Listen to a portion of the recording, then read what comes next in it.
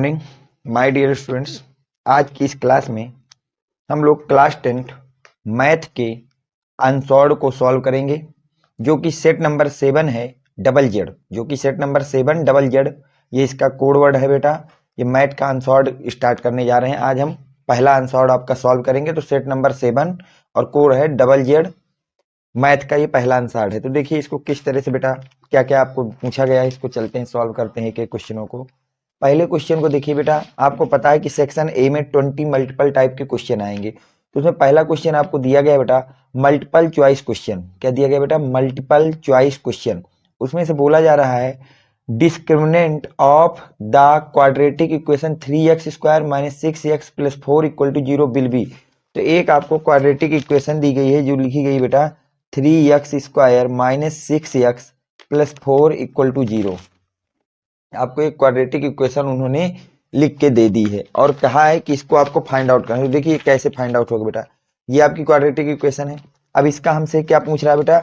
Discriminant पूछ रहा है, यानी कि डी पूछ रहा है। तो डी = 0 डी पूछ रहा है। तो डी का फार्मूला होता है बेटा b² - 4ac। ये होता है डिस्क्रिमिनेंट। डिस्क्रिमिनेंट किसके बराबर होता है बेटा? b² - 4ac। तो अब यहाँ पे देखिए b की वैल्यू रख दीजिए। b क्या होता है? x का कोफिशिएंट बेटा, तो -6 का स्क्वायर हो जाएगा -4। a की जगह बेटा x² का कोफिशिएंट 3 और c की वैल्यू है बेटा 4। इसको रख दिया। तो यहाँ से हमने देखा 6 के स्क्वायर जब लेंगे तो बेटा आ जाएगा 36 -4 3 जा 12 × 4। 36 - 12 4 जा बेटा 48। 12 4 जा कितना होता है बेटा? 48। अब जब इसको आप सॉल्व करेंगे बेटा, तो इसको जब आप सब्ट्रैक्ट करेंगे तो यहाँ से आ जाएगा बेटा 12, वो भी निगेटिव। तो डी हमारे पास आ गया -12। डी कितना आ गया बेटा? -12। तो फर्स्ट ऑप्शन देखिए बेटा, आपसे बोला गया डिस्क्रिमिनेंट क्या होगा, तो ऑप्शन नंबर डी फर्स्ट का कौन सा करेक्ट हो जाएगा बेटा? ऑप्शन नंबर डी हमारा करेक्ट हो जाएगा। नेक्स्ट क्वेश्चन की बात करें तो नेक्स्ट क्वेश्चन आपसे कह रहा है बेटा solution of the equation 3x + 2y = 6। आपको इक्वेशन दी गई बेटा, पहली इक्वेशन आपके सामने दी गई है अकॉर्डिंग टू क्वेश्चन। उसका नाम बेटा पहली इक्वेशन बोल रहा है कि है आपके पास 3x + 2y = 6, इक्वेशन नंबर 1। और सेकेंड इक्वेशन कह रहा है y = 0। तो आपको सोल्यूशन चाहिए। सोल्यूशन का मतलब होता है किसी भी चीज की x और y की वैल्यू फाइंड करना है। सोल्यूशन चाहिए, इसका मतलब हमें क्या फाइंड करना है बेटा? x और y की वैल्यू फाइंड करना है। तो देखिए पुट y = 0 फ्रॉम इक्वेशन 1। भैया इक्वेशन 1 में आप y = 0 पुट कर दीजिए, तो ये हो जाएगा आपके पास बेटा 3x + 2 × 0 = 6। तो ये हो जाएगा 3x + 0 = 6। तो 3x = हो जाएगा 6। x = कितना हो जाएगा बेटा? 6/3। तो x की वैल्यू आ जाएगी बेटा +2। x की वैल्यू कितनी आ गई बेटा? +2। अब इस x की वैल्यू को हम लोग पुट कर देंगे फ्रॉम इक्वेशन 1 में। पुट द वैल्यू, नहीं सॉरी, x की वैल्यू हमारे पास 2 आ गई और y कितना है बेटा? 0। y कितना है? 0। तो अब देखिए सोल्यूशन क्या होगा। तो x की वैल्यू 2 होनी चाहिए। तो देखिए x की वैल्यू 2 है और y की वैल्यू हमारी कितनी होनी चाहिए बेटा? 0 होनी चाहिए। y की वैल्यू हमारी कितनी होनी चाहिए बेटा? 0। तो यहाँ पे 0 है, तो सोल्यूशन कौन सा हो जाएगा बेटा? ए नंबर आपका करेक्ट हो जाएगा। सोल्यूशन इसका ए हो जाएगा। तो ये तो 2 क्वेश्चन हो गए। चलते हैं बेटा थर्ड क्वेश्चन पे कि थर्ड क्वेश्चन आपसे क्या कहना है उसको देखिए ध्यान से।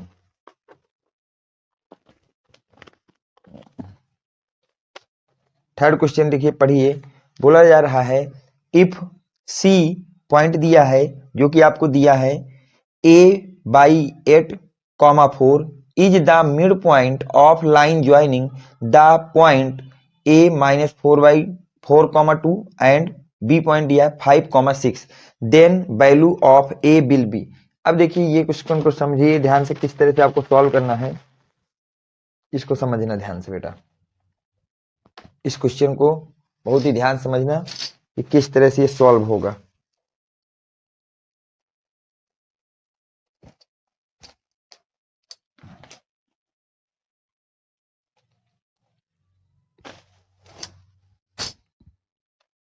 देखिए बेटा इसमें बोला गया है कि 2 पॉइंट है, एक ए है और एक बी है।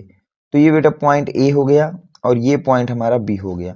तो ए बी एक पॉइंट दिया गया है। ठीक बेटा, यहाँ पे ए के कोऑर्डिनेट उन्होंने बोला है -4,2 और बी के कोऑर्डिनेट बोले हैं बेटा 5,6 और आपसे बोल रहा है सी इज द मिड पॉइंट। सी हमारा क्या है बेटा? मिड पॉइंट है। सी हमारा क्या है? मिड पॉइंट है। तो सी के कोऑर्डिनेट हम फाइंड करते हैं। तो सी के कोऑर्डिनेट क्या होते हैं बेटा? अगर इसको हम लोग x1, y1 मान लें और इसको x2, y2 मान लें तो पॉइंट ऑफ सी के जो कोऑर्डिनेट होंगे किसके बेटा? पॉइंट ऑफ सी के। तो अगर वो मिड पॉइंट है तो क्या होता है बेटा? इनके समेशन का हाफ हो जाता है। तो x coordinate of point C, x coordinate of point C, तो जब आप सी एक्स निकालेंगे वो कितना हो जाएगा बेटा? x1 प्लस x2/2 ये हो जाएगा बेटा सी का कोऑर्डिनेट।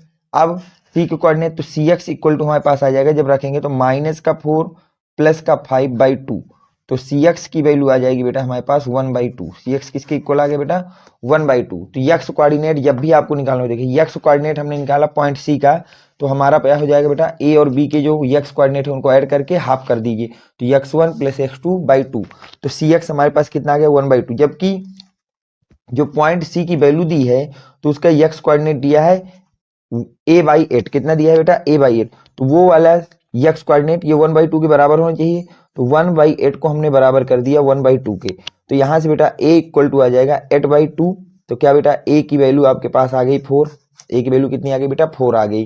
तो देखिए इसमें a की वैल्यू कहाँ दी गई है? 4। ऑप्शन नंबर बी इसका करेक्ट हो जाएगा। ऑप्शन नंबर बी करेक्ट हो जाएगा। देखिए बेटा नेक्स्ट क्वेश्चन आपसे कह रहा है the biggest number which divides 125 and 70 and give in remainder 8 and 5 respectively will be. बोला गया है वो बिगेस्ट नंबर बता दीजिए हमको कि जब हम उसको 125 से डिवाइड करें तो जो हमारा रिमाइंडर है वो बेटा 8 होना चाहिए, और जब उस नंबर को हम 70 से डिवाइड करें तो हमारा रिमाइंडर कितना होना चाहिए? 5। तो वो नंबर आप बता दीजिए बेटा। तो देखिए इसको किस तरह से करेंगे, डिवाइडेशन वाले नंबर कैसे होते हैं बेटा? जब भी आपसे बिगेस्ट नंबर पूछे तो पहली चीज याद रखिएगा बेटा, जिस भी सवाल में आपसे कहे बिगेस्ट नंबर फाइंड कर दीजिए। क्या फाइंड कर दीजिए बेटा? Biggest number. इसका मतलब वहां आपको एचसीएफ को फाइंड करना है बेटा। किसको फाइंड करना है बेटा? एचसीएफ को। क्या फाइंड करना है बेटा? एचसीएफ। और कहीं कह दे बेटा लोवेस्ट नंबर, क्या कह दे बेटा? लोवेस्ट नंबर को फाइंड करिए, तो वहां पे एलसीएम फाइंड करना है। ये दो चीजें आपको अच्छी तरह से समझ लेना है। अगर वो कह रहा है बिगेस्ट नंबर फाइंड करिए तो वहां पे एचसीएफ निकालना है, और अगर वो कह रहा है लोवेस्ट नंबर फाइंड करिए तो वहां पे बेटा एलसीएम निकालना है।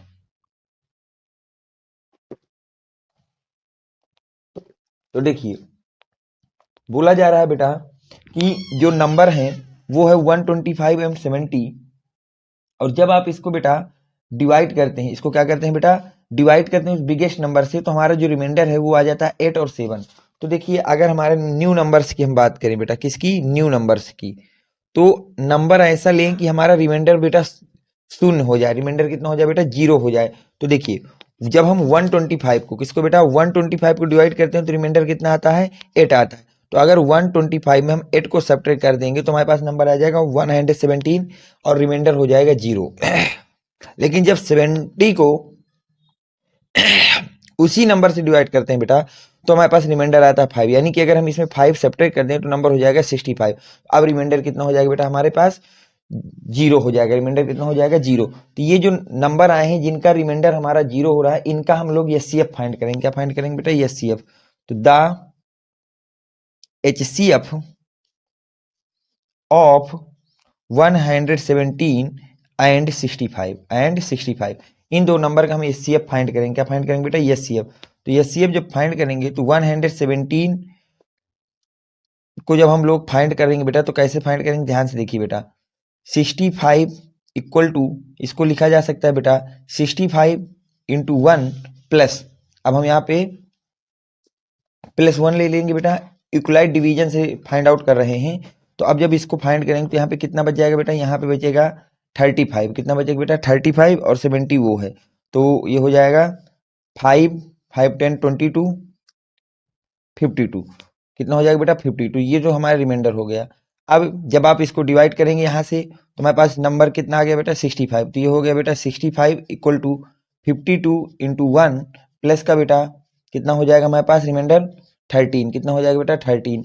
अब हम जब आते हैं बेटा 13, अब इसको अगर हम 52 की बात करें तो 52 को क्या लिख सकते हैं बेटा 13 इंटू 4 प्लस 0। तो जैसे ही रिमाइंडर हमारा कितना हो जाता है बेटा 0, तो वो नंबर हमारा क्या कहलाता है बेटा एचसीएफ कहलाता है। तो एचसीएफ कितना हो गया बेटा, एचसीएफ हमारे पास आ गया 13। एचसीएफ कितना आ गया बेटा 13। तो वो बिगेस्ट नंबर हमारा कौन सा होगा बेटा 13। वो बिगेस्ट नंबर हमारा क्या होगा बेटा 13 होगा, जिससे अगर आपने 125 को डिवाइड किया, किसको डिवाइड किया बेटा 125 को, तो रिमाइंडर आपके पास आएगा 8, और 70 को डिवाइड किया तो रिमाइंडर आएगा 5, तो वो नंबर होगा 13। ऑप्शन नंबर बी आपका करेक्ट हो जाएगा। चलते हैं बेटा नेक्स्ट क्वेश्चन पे। नेक्स्ट क्वेश्चन क्या कह रहा है, if one root of the equation x square plus k x minus 6 equal to 0 is -2, then the value of k. अब बोला जा रहा है बेटा एक आपको इक्वेशन दी गई है, क्वाड्रेटिक इक्वेशन दी गई है। क्या दी गई बेटा क्वाड्रेटिक इक्वेशन। बोला गया है एक्स स्क्वायर प्लस का के एक्स माइनस 6 इक्वल टू 0। अब इसका जो वन रूट है, वन रूट वो कितना है बेटा -2 है, यानी कि x equal to -2 is a one root, is one root, one roots. ये आपका क्या बेटा वन रूट्स है इस इक्वेशन का। अगर ये रूट्स है तो जब हम इसमें इस रूट्स की वैल्यू x की रखेंगे तो ये इक्वल टू 0 होना चाहिए, तो आप रख दीजिए बेटा। तो -2 का स्क्वायर प्लस के इंटू -2 -6 इक्वल टू 0, तो हो जाएगा बेटा 4 प्लस का -2 के -6 इक्वल टू 0, तो हो जाएगा माइनस का 2 के। अब 4 में 6 को जब आप सब्ट्रैक्ट करेंगे तो आ जाएगा -2 इक्वल टू 0, तो माइनस से माइनस हो जाएगा तो ये आ जाएगा 2k प्लस 2 इक्वल टू 0। 2 को आप सब्ट्रैक्ट कर लीजिए, कॉमन ले लीजिए, तो आ जाएगा 1 प्लस 1 इक्वल टू 0। 2 को डिवाइड में भेज दीजिए तो हो जाएगा k प्लस 1 इक्वल टू 0। तो k की वैल्यू हमारे पास कितनी आ गई बेटा -1। कोई भी अगर नंबर किसी क्वाड्रेटिक का रूट्स है तो उसका मतलब ये होता है कि उस रूट्स की वैल्यू जब हम किसी क्वाड्रेटिक इक्वेशन में रखेंगे तो वो क्वाड्रेटिक इक्वेशन इक्वल टू 0 होनी चाहिए। तो यहां से हमने क्वाड्रेटिक इक्वेशन को इक्वल टू 0 वाले रूल से निकाल लिया, तो k इक्वल टू -1 होना चाहिए। कितना होना चाहिए बेटा -1। तो यहाँ पे आपका ऑप्शन नंबर सी करेक्ट हो जाएगा। ऑप्शन नंबर कौन सा बेटा हो जाएगा सी करेक्ट हो जाएगा। चलते हैं बेटा नेक्स्ट क्वेश्चन पे। नेक्स्ट क्वेश्चन देखते हैं आपसे क्या कह रहा है।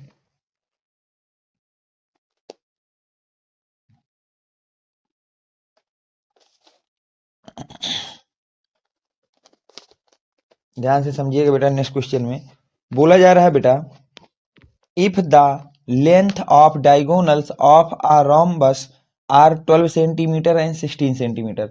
कोई आपके पास रोम्बस है बेटा, उसकी जो डायगोनल की लेंथ है वो दी गई है 12 सेंटीमीटर एंड 16 सेंटीमीटर।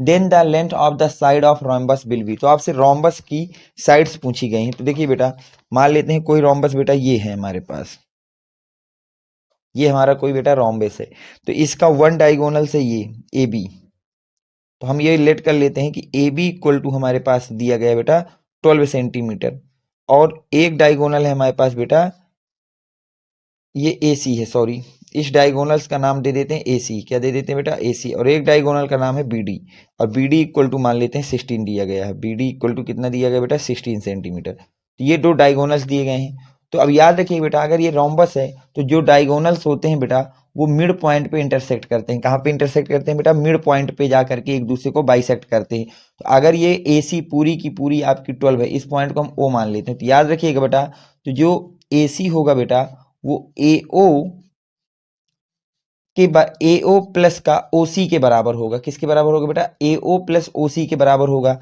और ये अगर आपका जो ए ओ होता है बेटा तो वो हो जाएगा ए सी बाई 2 के इक्वल हो जाएगा, क्योंकि ये बाइसेक्ट कर रहा है, मतलब इसको हाफ इधर और हाफ इधर होगा बेटा।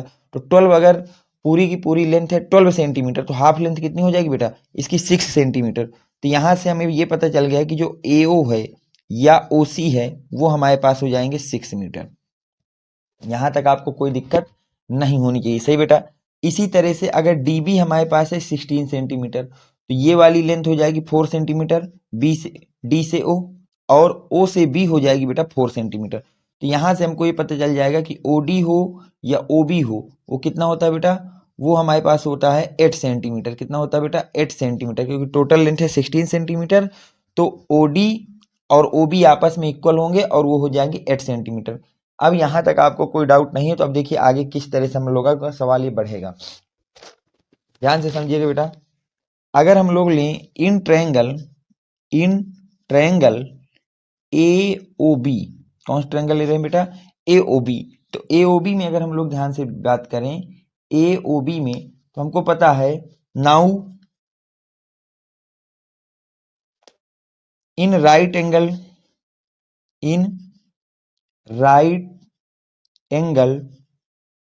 Triangle A O B. अब हमने जो ट्रायंगल लिया वो ए ओ बी लिया है, तो अब ए ओ बी को अलग से कर लेते हैं बेटा। तो ये हो गई ए बी, ये हो गया ओ, और ए ओ की लेंथ कितनी है बेटा, ध्यान से देखिए बेटा, ए ओ की लेंथ है 6 सेंटीमीटर।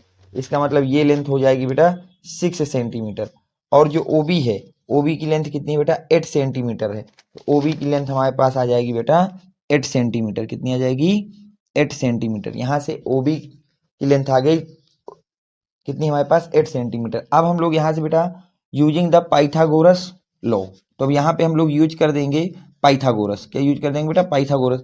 जब हम पाइथागोरस थ्योरम को अप्लाई करेंगे तो यहाँ से क्या होता है पाइथागोरस में, तो ये हो जाएगा बेटा हमारे पास कि जो ए बी का स्क्वायर है, किसका बेटा, ए बी का स्क्वायर, वो इक्वल हो जाएगा ए ओ स्क्वायर प्लस का बी ओ स्क्वायर के। किसके बेटा, a o square plus b o square के, वो इक्वल हो जाएगा। तो अगर ऐसा होगा तो ए ओ की जगह हम रख देंगे 6 का स्क्वायर प्लस बी ओ की जगह रख देंगे 8 का स्क्वायर बेटा। तो ये हो जाएगा 36, 8 का स्क्वायर होता है 64। जब ऐड करेंगे तो ये बेटा हो जाएगा 100। तो यहाँ से आ गया कि ए बी स्क्वायर किसके इक्वल है बेटा, 100 के। तो क्या बेटा, इसको जो ए बी का स्क्वायर है, इसको आप ये लिख सकते हैं कि ये दिया है 10 का स्क्वायर, स्क्वायर से स्क्वायर सब्ट्रैक्ट हो गया, तो ए बी बराबर क्या हो गया बेटा, 10 हो गया। वी नो डैट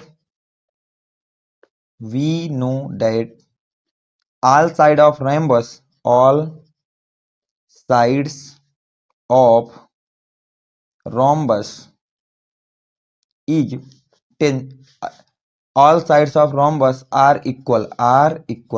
हम ये जानते हैं कि कोई भी अगर रोम्बस है तो उसकी जितनी भी साइड्स होंगी बेटा कैसे होंगी, इक्वल होंगी। यानी कि जो ए बी या बी सी या सी डी या डी ए की जो साइड्स बनेंगी बेटा, वो सब की सब साइड्स कितनी होंगी बेटा, 10 सेंटीमीटर की होंगी। कितनी सेंटीमीटर की, 10 सेंटीमीटर की। और सवाल में हमसे क्या पूछा गया है, the length of the side of rhombus. तो ऑप्शन नंबर बी करेक्ट हो जाएगा। कौन सा करेक्ट हो जाएगा बेटा, बी ऑप्शन करेक्ट हो जाएगा। अब चलते हैं नेक्स्ट क्वेश्चन पे।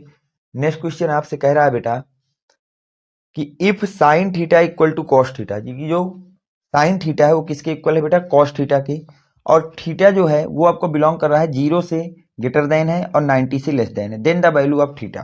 तो साइन थीटा कॉस थीटा के इक्वल है बेटा। क्वेश्चन नंबर 8 में आपसे बोला गया है कि जो साइन थीटा है हमारे पास, जो क्या है बेटा, साइन थीटा, वो किसके इक्वल है बेटा, कॉस थीटा की। तो याद रखना बेटा ये दोनों तभी इक्वल होंगे जब थीटा इक्वल टू कितना हो जाएगा बेटा, 45 डिग्री। थीटा इक्वल टू कितना हो जाएगा बेटा, 45, तभी साइन कॉस के इक्वल होता है। तो थीटा की वैल्यू पूछा गया तो थीटा इक्वल टू 45, तो ऑप्शन नंबर बी करेक्ट हो जाएगा। चलते हैं बेटा नेक्स्ट क्वेश्चन पे। नेक्स्ट क्वेश्चन आपसे कह रहा है the sum of power of prime factor of the number 144 will be, 144 will be. तो आपसे कह रहा है बेटा the sum of the power, क्या कह रहा है बेटा, the sum of the power, sum करना है power of a prime factor. Prime factor जो होंगे बेटा इसके पावर का सम आपसे पूछा जा रहा है, कितना होगा 144 की। किसके बेटा, 144 के। तो देखिए पहले तो हम लोग प्राइम फैक्टर निकालेंगे 144 का। ये क्वेश्चन नंबर 9 क्या कह रहा है, प्राइम फैक्टर ऑफ 144। तो 144 के प्राइम फैक्टर कितने हो जाएंगे बेटा, इसको देखिए निकाल लेते हैं। 144 को 2 से डिवाइड करेंगे तो 7, डिवाइड करेंगे तो आ जाएगा 18, 2 से डिवाइड करेंगे तो 9, 3 से डिवाइड करेंगे तो 3 और 3 से डिवाइड करेंगे 1। तो इसके प्राइम फैक्टर हमारे पास आ गया बेटा 2 into 2 into 2 into 2 into 3 into 3। कितना आ गया बेटा, 2 इंटू 2 इंटू 2 4 टाइम्स और 3 इंटू 3। तो ये हो जाएगा बेटा 2 की पावर 4 इंटू 3 की पावर 2। कितना हो जाएगा बेटा, 2 की पावर 4 इंटू 3 की पावर 2। तो आपसे प्राइम फैक्टर्स की पावर पूछा गया है। क्वेश्चन में बोला गया है the sum of the power of the prime factor. तो प्राइम फैक्टर हो गया बेटा 2 और 3, तो सम ऑफ द पावर हो जाएगा sum of power, sum of power हो जाएगा बेटा 4 2 की है और 3 की पावर 2 है, तो टोटल पावर का सम हो जाएगा 6। टोटल पावर का सम कितना हो जाएगा बेटा 6। तो ऑप्शन नंबर सी आपका करेक्ट हो जाएगा। अब देखिए नेक्स्ट क्वेश्चन में आपसे क्या कह रहा है उसको ध्यान समझिएगा बेटा। उसमें बोला जा रहा है कि the mean of the following table will be. अब आपको एक टेबल दी गई है, उससे मीन आपको फाइंड आउट करने के लिए बोल रहा है बेटा। वो क्या फाइंड आउट करने के लिए बोल रहा है बेटा? कि आप उसका मीन फाइंड आउट करके हमको बताइए। तो क्लास इंटरवल दिया गया है, फ्रीक्वेंसी दी गई है। क्लास इंटरवल दिया गया है और फ्रीक्वेंसी दी गई है, और हमको फाइंड आउट क्या करना है बेटा? मीन फाइंड आउट करना है। तो देखिए इन सवालों को कैसे सॉल्व आउट करते हैं बेटा। सबसे पहले हम लोग एक टेबल बनाएंगे, तो एक तरफ हम लोग लिख लें क्लास इंटरवल। तो क्लास इंटरवल दिया गया है 0 से 10, 10 से 20, 20 से 30, और 30 से 40, और 40 से 50। ये तो हमको क्लास इंटरवल दिया है। अब हम सबसे पहले फाइंड आउट करते हैं बेटा मिड वैल्यू को। किसको बेटा? मिड वैल्यू को, जिसको हम लोग यक्स आई से रिप्रेजेंट करते हैं। किससे बेटा? यक्स आई से। तो मिड वैल्यू कितनी हो जाएगी बेटा? 10 की मिड वैल्यू होगी 5। यहाँ पे दोनों को सम करके इसमें हाफ से डिवाइड कर देते हैं। जो भी क्लास इंटरवल है उसको ऐड करके बेटा उसमें 2 से डिवाइड कर देते हैं। तो ऐड करेंगे तो 30, तो हो जाएगा बेटा 15। इसको ऐड करोगे तो 50, 50 को 2 से डिवाइड करोगे 25, ऐड करोगे तो 70, और डिवाइड करोगे तो 35, ऐड करोगे तो 90, और 2 से डिवाइड करोगे तो 45। तो सबसे पहले आपको मिड वैल्यू निकाल लेना है। अब मिड वैल्यू के बाद बेटा आपको फ्रीक्वेंसी लिखना है। क्या लिखना है बेटा? फ्रीक्वेंसी। फ्रीक्वेंसी को एफ आई से रिप्रेजेंट करना है। तो फ्रीक्वेंसी कितनी दी गई बेटा क्वेश्चन में? 5 दी गई है, 6 दी गई है, 5 दी गई है, 3 दी गई है, 1 दी गई है। अब आप यहाँ से बेटा वैल्यू फाइंड आउट करेंगे एक्स आई इंटू एफ आई की। किसकी बेटा? एक्स आई इंटू एफ आई की वैल्यू फाइंड आउट करेंगे। तो 5 का 5 से मल्टीप्लाई हो जाएगा बेटा 25। 15 को जब 6 से डिवाइड कर मल्टीप्लाई करेंगे तो कितना हो जाएगा? 105। 25 को 5 से मल्टीप्लाई करेंगे तो 125, और 35 को जब आप 3 से डिवाइड करेंगे तो कितना हो जाएगा आपके पास? 105, और जब आप 45 को 1 से मल्टीप्लाई करेंगे तो आ जाएगा 45। तो ये हमारे पास नंबर आ गया। ये हमारे पास क्या आ गया बेटा? नंबर आ गया। अब आपको कुछ नहीं करना बेटा, इन दोनों नंबर्स को ऐड कर लीजिए। इनको क्या कर लीजिए बेटा? ऐड कर लीजिए। तो summation of x i f i निकालेंगे हम सबसे पहले। Summation of f i into x i, तो इनको ऐड कर लीजिए बेटा। कितना हो रहा है ध्यान से देखिए बेटा। तो हो जाएगा 150 प्लस 210 45, टू हाँ 210 45, तो ये 5 हो जाएगा, और ये हो जाएगा हमारे पास 10, और ये आ जाएगा बेटा 305। कितना आ जाएगा बेटा? 305। ये आप अपना ऐड कर लेना, इन सबको ऐड करके देखना 305 आएगा। और यहाँ पे हम लोग सम ऑफ फ्रीक्वेंसी लिख लेते हैं। सम ऑफ क्या लिख लेते हैं बेटा? फ्रीक्वेंसी। तो सम ऑफ फ्रीक्वेंसी कितना हो जाएगा बेटा? 5 और 6 हो जाएगा 11, और 11 और 5 हो जाएगा बेटा 16, 16 प्लस 3 हो जाएगा 19, और 19 1 हो जाएगा 20। तो ये आ गया 20। तो यहाँ से हमने वैल्यू फाइंड आउट कर दी sum of x i into f i and sum of f i. तो अब हम लोग फार्मूला लगाएंगे बेटा मीन बाय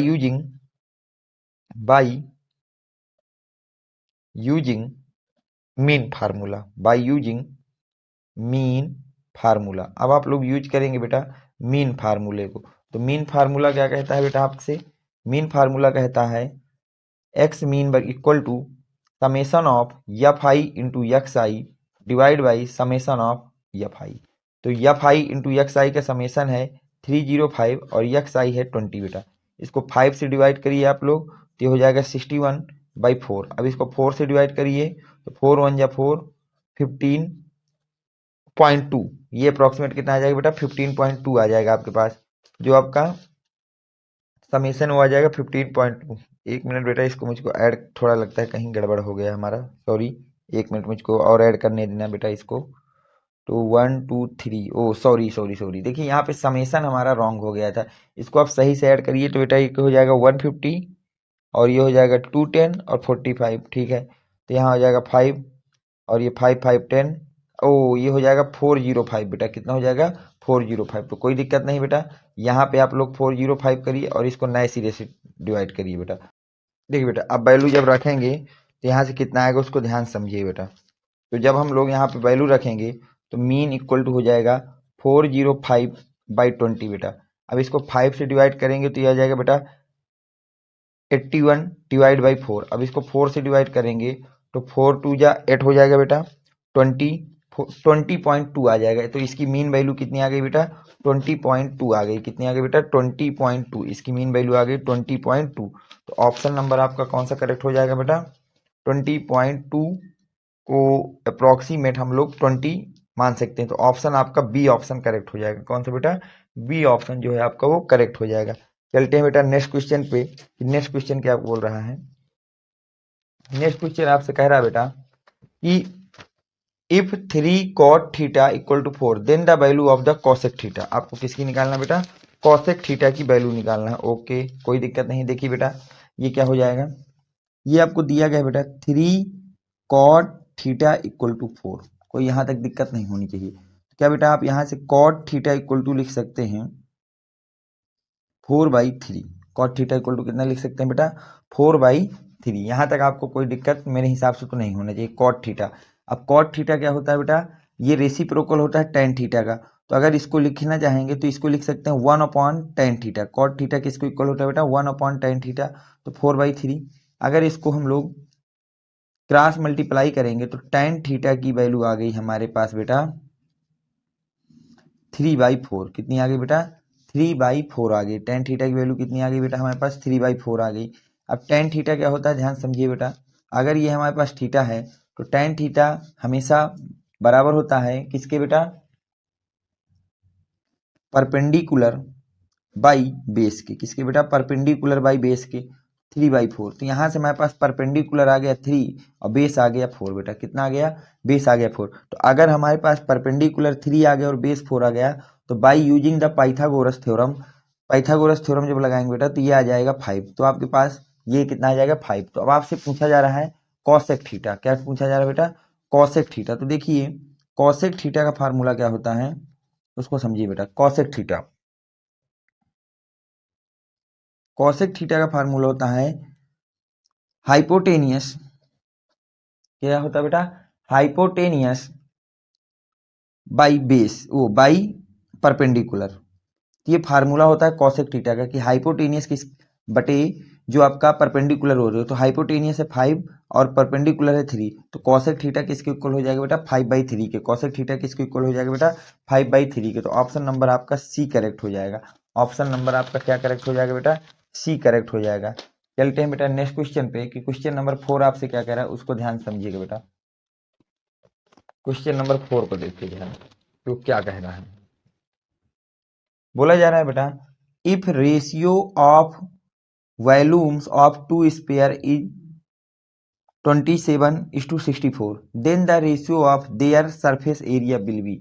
आपको सरफेस एरिया का रेशियो बताना है जबकि आपको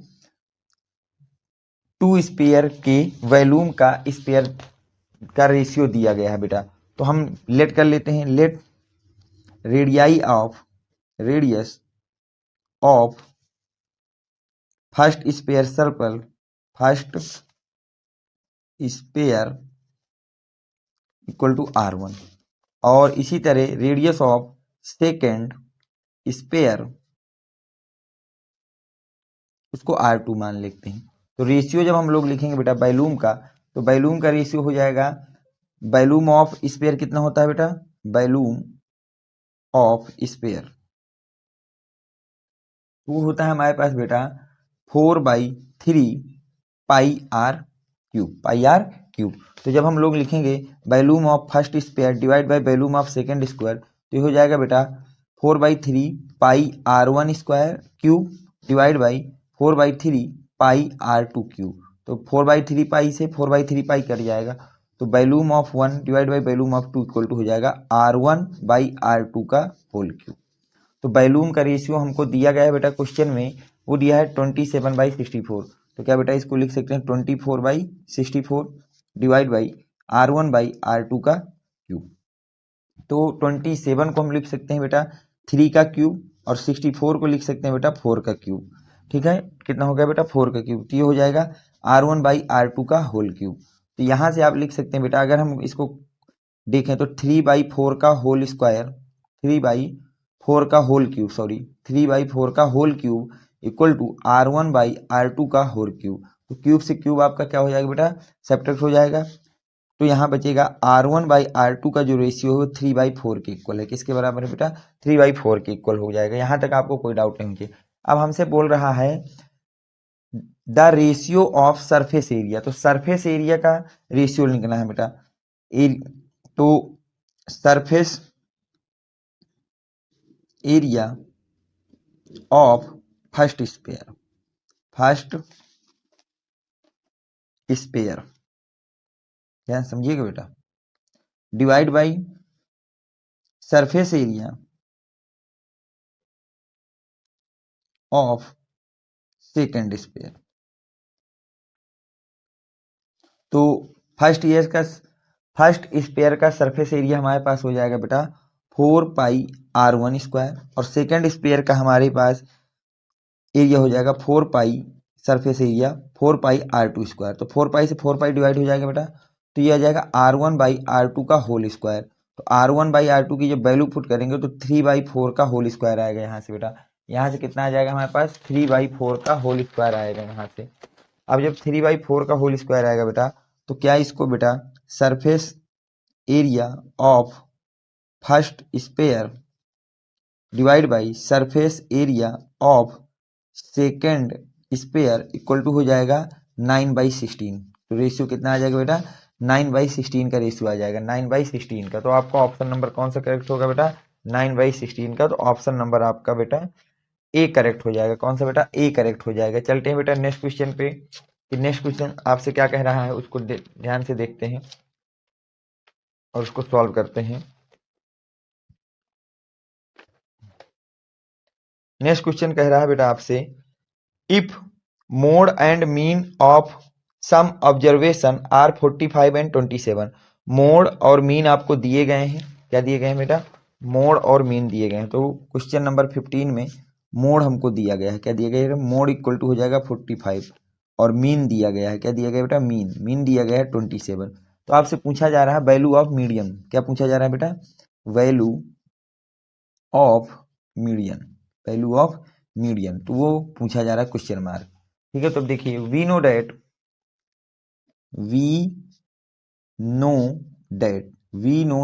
हम ये जानते हैं बेटा कि जो मोड होता है वो इक्वल होता है आपके 3 टाइम्स ऑफ मीडियन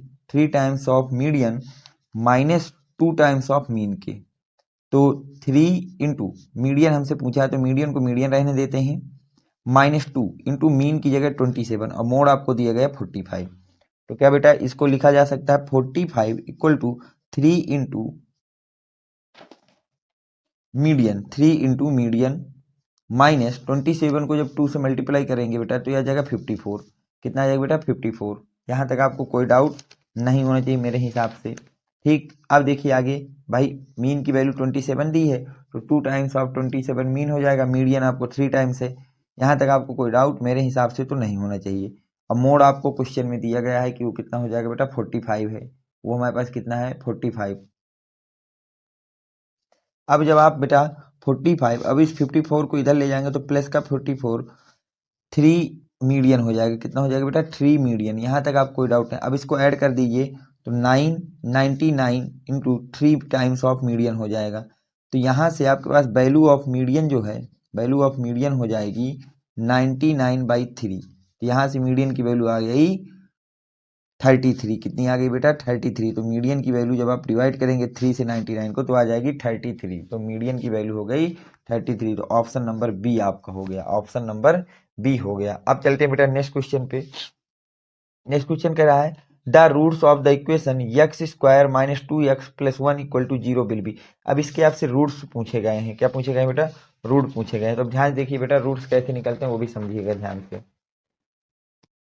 तो एक क्वाड्रेटिक इक्वेशन दी गई हमको x² - 2x + 1 = 0। तो अब क्या बेटा इसके रूट्स लिखना है हमको। इनको क्या लिखना है बेटा रूट्स लिखना है। तो क्या इसको x² - x - x + 1 = 0 लिखा जा सकता है। फर्स्ट से बेटा x कॉमन लेंगे तो x - 1 कॉमन लेंगे तो x - 1 = 0। क्या बेटा इसको x - 1 और इसको x - 1 = 0 लिखा जा सकता है। तो x - 1 का होल स्क्वायर = 0, x - 1 = 0। तो x की वैल्यू आ गई +1। तो इसके बोथ रूट्स आर इक्वल और बोथ रूट आर +1। क्या हो जाएंगे बेटा +1। तो ऑप्शन नंबर आपका ए करेक्ट हो जाएगा। ऑप्शन नंबर कौन सा करेक्ट हो जाएगा बेटा ए करेक्ट हो जाएगा। चलते हैं बेटा नेक्स्ट क्वेश्चन पे। नेक्स्ट क्वेश्चन आपसे क्या कह रहा है उसको ध्यान समझिए बेटा। बोला जा रहा है the arithmetic mean of 7, 13, 20, 17 and 3x is 18। Then the value of x, आपसे यक्स की वैल्यू पूछी गई है, आपको अर्थमेटिक मीन दिया गया है। तो द नंबर्स की अगर हम लोग बात करें बेटा, तो द नंबर हैं वो आपको दिए गए हैं 7, 13, 20, 17 और 3x। और अगर हम बात करें अर्थमेटिक मीन की, तो अर्थमेटिक मीन की अगर मैं बात करता हूं तो वो हमको दिया गया है बेटा आपको 18। कितना दिया गया? 18। अब हम लोग अर्थमेटिक मीन का फार्मूला स्वयं से पुट करेंगे। तो अर्थमेटिक मीन का फार्मूला क्या होता है बेटा? अर्थमेटिक मीन इक्वल टू होता है सम ऑफ टोटल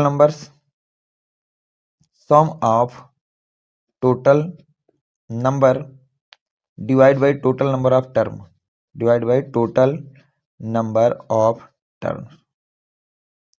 सही बेटा है था। तो सम ऑफ टोटल नंबर्स हो जाएगा 7 प्लस 13 प्लस 20 प्लस 17 प्लस का 3x divide by total number of term 1 2 3 4 5, तो 5 से डिवाइड कर दीजिए। अर्थमेटिक मीन है 18।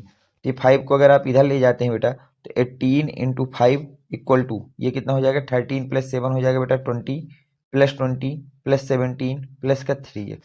तो 18 5 जा 90 हो जाएगा बेटा। ये हो जाएगा 20 प्लस 20 40 प्लस का 17 प्लस का 3x। तो अगर आप इसको लिखेंगे तो 90 इक्वल टू हो जाएगा 57 प्लस का 3x। अब 57 को आप इधर ले आइए बेटा, तो 90 माइनस का 57 इक्वल टू हो जाएगा 3x। जब आप 57 को इससे सब्ट्रैक्ट करेंगे तो ये पे आ जाएगा बेटा हमारे पास कितना? 33 इक्वल टू 3x। तो यक्स इक्वल टू हमारे पास आ जाएगा 33/3। कितना आ जाएगा? 33/3। अब आप इसको 3 से डिवाइड कर दीजिए तो यक्स की वैल्यू आ जाएगी 11। तो आपसे वैल्यू ऑफ यक्स ही पूछी थी, क्या पूछी थी बेटा? वैल्यू ऑफ यक्स पूछी तो वो हो जाएगी 11। चलते बेटा 18 क्वेश्चन पे। बोला नेक्स्ट क्वेश्चन आपसे बोला जा रहा है बेटा the solution of the equation 3/x minus 2x equal 2/x will be. अब आपका इससे क्या पूछ रहा है बेटा? सोल्यूशन पूछ रहा है। तो इसको हम अलग से लिखते हैं। देखिए बेटा, क्या इसको 3/x minus 2x equal to 2/x लिखा जा सकता है? अब इधर बेटा एलसीएम ले लीजिए, तो 3 माइनस का 2x square by x equal to 2/x लिखा जा सकता है बेटा। क्या इस x से x को आप काट देंगे तो अब यहाँ पे क्या बचेगा बेटा? यहाँ बचेगा 3 minus 2x square equal to 2। क्या बेटा 2 को इधर ले आते हैं तो 3 माइनस 2 और 2x स्क्वायर को उधर ले जाते हैं 2x स्क्वायर प्लस का, यहाँ बचेगा 1 इक्वल टू 2x स्क्वायर। 2 को इधर लाइए तो x स्क्वायर इक्वल टू 1/2।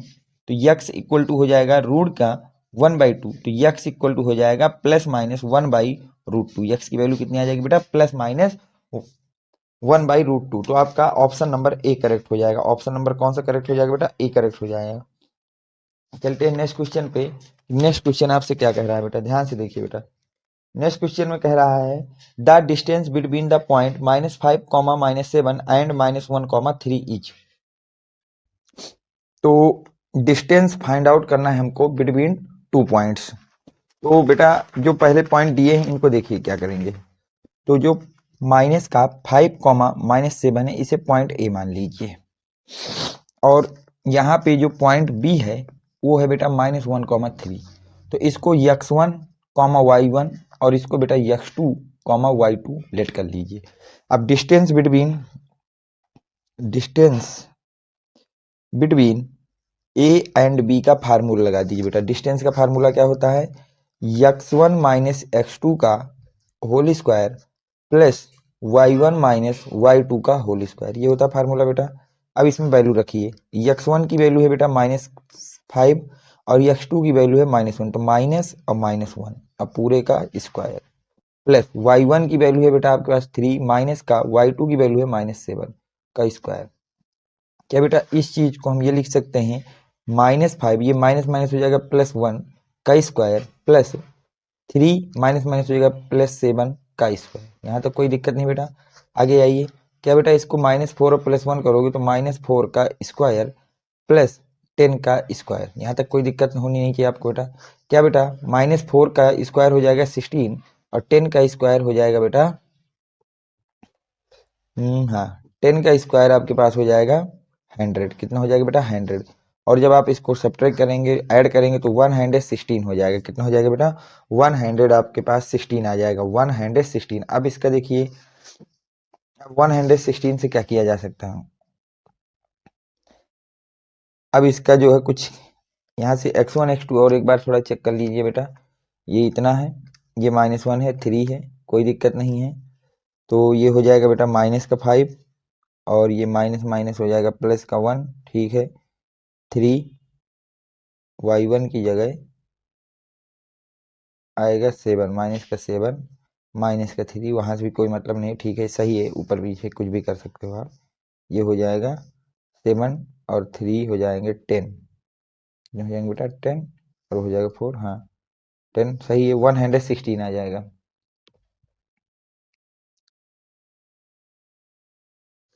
तो हमारे पास आ गया बेटा 116। कितना आ गया बेटा 116। अब देखिए 116 का कोई भी ऑप्शन हमारा मैच नहीं कर रहा, तो ये ऑप्शन सारे गलत हैं, लेकिन आंसर हमारा कितना आएगा बेटा 116 आएगा। तो ये थोड़ा सा क्वेश्चन रॉन्ग आपके आंसर में दिया गया है, तो इसको आप इसी तरह छोड़ देंगे। चलते बेटा लास्ट क्वेश्चन पे। नेक्स्ट क्वेश्चन कह रहा है 18, A, B, -3 are in AP, then find the A + B की वैल्यू आपको फाइंड करना है। देखिए बेटा नंबर्स दिए गए हैं 18, A, B, -3 are in AP। Okay, अगर ये AP में है तो आपको ये पता होना चाहिए बेटा कि जो A2 - A1 है वो इक्वल होना चाहिए A3 - A2 के। ये A1 है, ये A2 है, ये बेटा A3 है।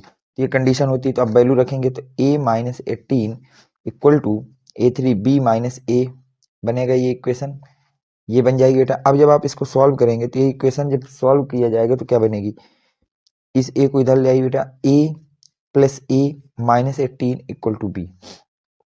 तो यहाँ से हो जाएगा बेटा 2A - B इक्वल टू 18। ये हो जाएगा इक्वेशन नंबर 1। ये हमारे पास क्या हो गई बेटा, इक्वेशन नंबर 1 हो जाएगी। यहाँ तक हमें कोई डाउट नहीं होना चाहिए।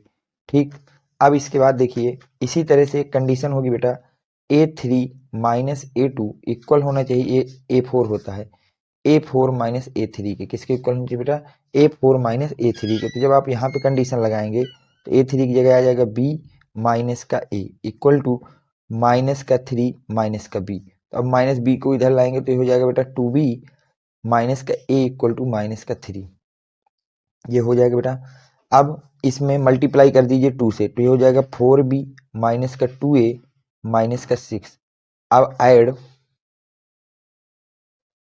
इक्वेशन 1 एंड 2, 1 एंड 2 को ऐड कर दीजिए तो हो जाएगा 2A - B equal to 18, 4B - 2A equal to -6। जब ऐड करेंगे बेटा 2A से 2A कट जाएगा, ये हो जाएगा 3B इक्वल टू 12। तो B इक्वल टू आ जाएगा 12/3। कितना आ जाएगा बेटा 12/3। तो B की वैल्यू आ जाएगी 4। B की वैल्यू कितनी आ गई बेटा 4। अब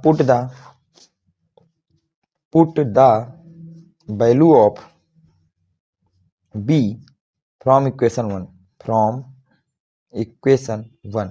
अब B की वैल्यू आप पुट कर दीजिए फ्रॉम इक्वेशन 1 में। कहाँ पुट कर दीजिए बेटा, फ्रॉम इक्वेशन 1 में। तो जब B की वैल्यू आप 1 में पुट करेंगे तो 2A माइनस का 4 इक्वल टू 18 बेटा। तो 2A इक्वल टू 18 प्लस का 4, तो 2A इक्वल टू हो जाएगा 22। कितना हो जाएगा बेटा 22। तो A इक्वल टू हो जाएगा 22/2। तो A की वैल्यू आ जाएगी बेटा 11। कितनी आ गई 11।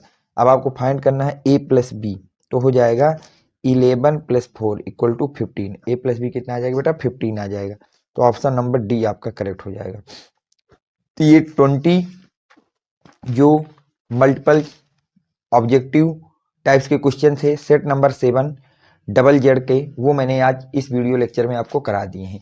अब देखिए कुछ इंपॉर्टेंट इंफॉर्मेशन आप सभी बच्चों के लिए है कि जो बच्चे अभी तक हमारे टेलीग्राम चैनल से नहीं जुड़े हैं वो बच्चे बेटा 7880960882 इस नंबर पे व्हाट्सएप में अपना नेम और क्लास का नेम लिख करके हमको प्रोवाइड करा देंगे। हम आपको वहाँ से टेलीग्राम की लिंक दे देंगे, आप जा करके वहाँ ज्वाइन हो जाना। वहाँ पर आपकी कई इंपॉर्टेंट नोट्स अपलोड की गई हैं जिनको आप जा करके डाउनलोड करके देख सकते हैं। इसके बाद जिन भी बच्चों को यूपी बोर्ड इंग्लिश मीडियम का मॉडल पेपर चाहिए, किसी भी सब्जेक्ट का अगर आपको मॉडल पेपर चाहिए या प्रीवियस ईयर क्वेश्चन चाहिए तो every model paper and question paper in 10 rupees आपको 10 रुपीज में प्रोवाइड करा दिया जाएगा। और अगर वही चीज आपको विथ सोल्यूशन चाहिए तो एक मॉडल पेपर की कीमत है बेटा ₹25। कितनी है बेटा? ₹25। तो अगर आपको मॉडल पेपर या विद सॉल्यूशन मॉडल पेपर चाहिए तो आप इस नंबर पे व्हाट्सएप करके हमसे कांटेक्ट करके उसको प्रोवाइड करा लेंगे। ठीक है, अगर वीडियो आपको पसंद आया है तो वीडियो को लाइक कर देना। जो भी इसका सेकंड पार्ट है इस सेट का वो आपको नेक्स्ट वीडियो में मैं करवाऊंगा। इस पूरे सेट को अच्छी तरह से आपको सॉल्व कराया जाएगा। बहुत ही इंपॉर्टेंट सेट है ये, सेट 7 ZZ जो आपको कराया जा रहा है। इस तरह से 7 सेट आपको मैथ में कराए जाएंगे और यहीं में से कोई ना कोई एक पेपर आपको बोर्ड में जरूर देखने को मिलेगा। अगर वीडियो आपको पसंद आया हो तो वीडियो को लाइक कर दें, चैनल को सब्सक्राइब कर दें और अपने फ्रेंड सर्कल में ज्यादा से ज्यादा लोगों तक शेयर कर दें। Thanks for watching, next video coming soon.